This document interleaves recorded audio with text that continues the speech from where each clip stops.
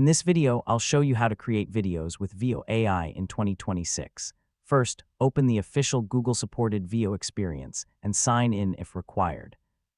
Once you reach the video generation interface, start with a clear idea for your video. Think about what you want to see on screen. Describe the main subject, location, action, camera movement, lighting, and visual style. Now write your prompt.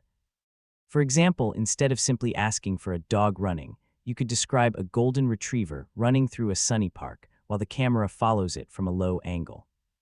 Submit the prompt and allow Veo to generate the video. When the result is ready, preview it carefully. Look at whether the subject, movement, environment, and camera direction match your original idea. If something is missing, improve the prompt with more precise instructions.